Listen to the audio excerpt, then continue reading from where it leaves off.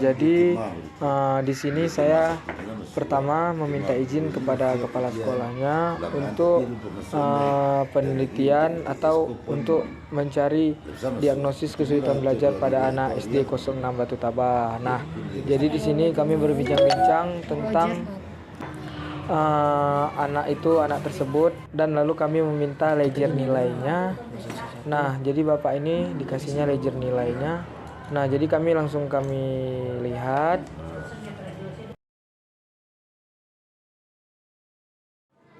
Nah, jadi setelah mendapatkan izin kepada kepala sekolahnya pada tahap pertama dan minta izin kepada wali kelasnya. Nah, jadi kami di tahap kedua ini kami masuk ke dalam lokal yang mau kami praktek tersebut. Nah, jadi di sini kami pertama melakukan pengenalan diri di depan anak-anak semua, biar tahu mau ngapain,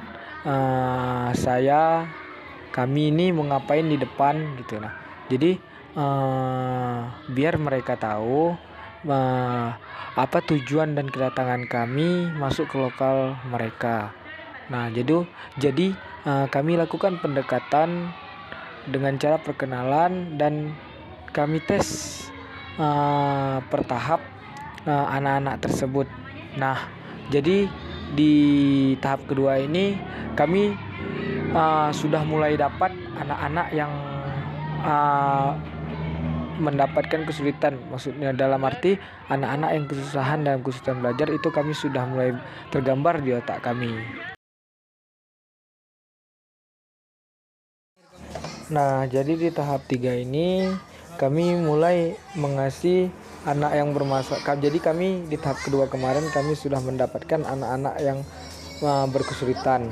Nah, jadi di tahap ketiga ini kami mengasih kepada anak yang bermasalah tersebut, mengasih AUM umum, AUM PTSDL, dan siswometri FKPMP, yang dimana setelah saya dekatkan si anak ini selingkan dengan mengasih AUM, saya bertanya-tanya juga apa kesulitan kamu. Nah, kalau dari faktor internalnya itu dia minatnya kurang dia minat dalam belajar, dalam membaca pun kurang.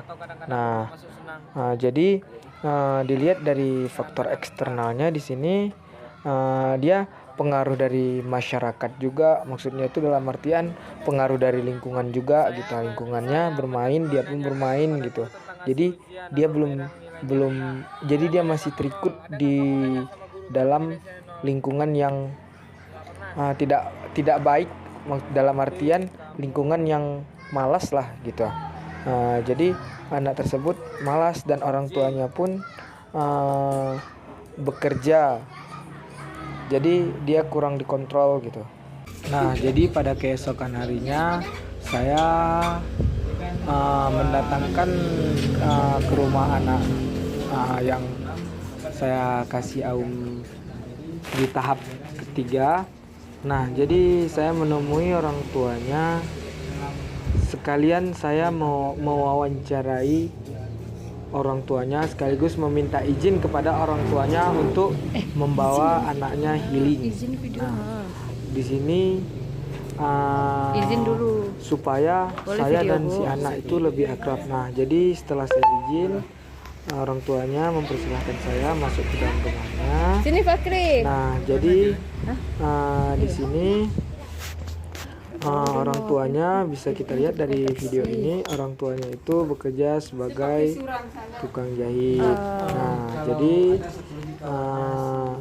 duduk kami bertiga, ada si anak yang bermasalah dalam kesulitan belajar dan ada orang tuanya atau ibunya.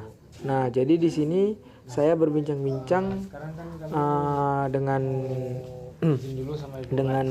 orang tuanya, bagaimana si anak di rumah dan bagaimana anak ini apa keseharian kegiatannya. Nah, jadi dari sini saya bisa mendapatkan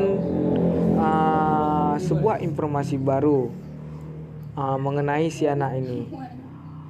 dari awal tahap pertama saya sudah menanyakan kepada kepala sekolahnya sekaligus wali kelasnya, dan di rumah saya tanya kembali agar apa yang disampaikan itu bisa saya simpulkan bahwa si anak ini kesulitan dalam belajar, yaitu dalam membaca.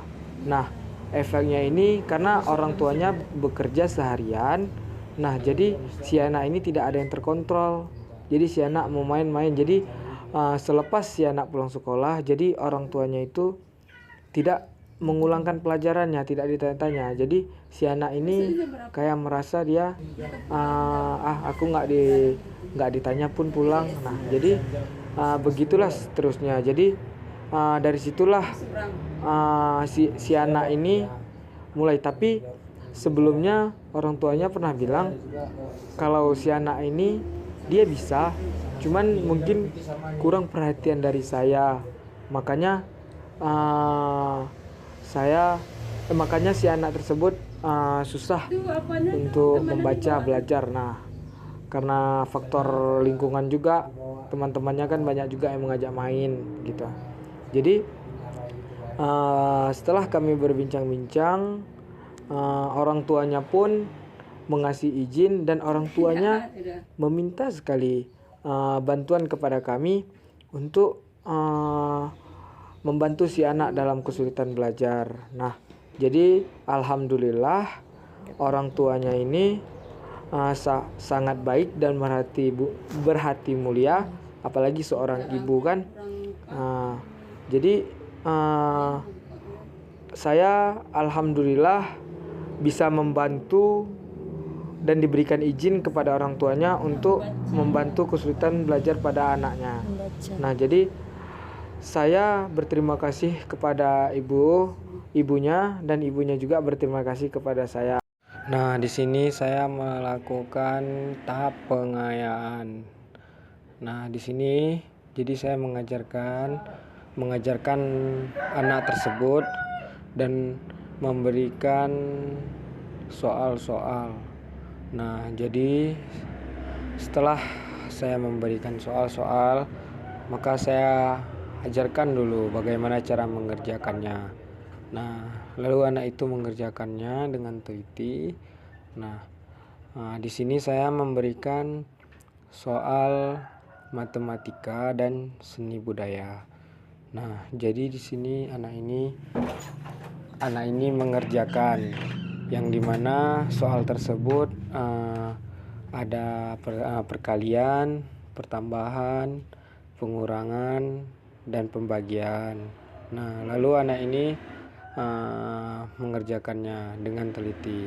Nah, jadi saya di sini memperhatikan dahulu.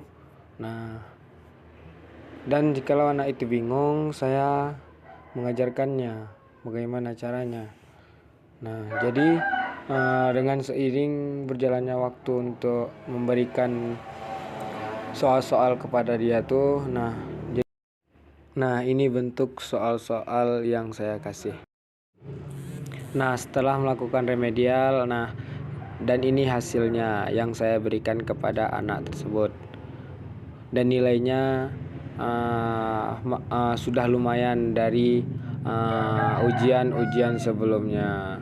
Nah, jadi anak tersebut memang sangat kurang dalam hal matematika dan seni budaya, karena dia bingung.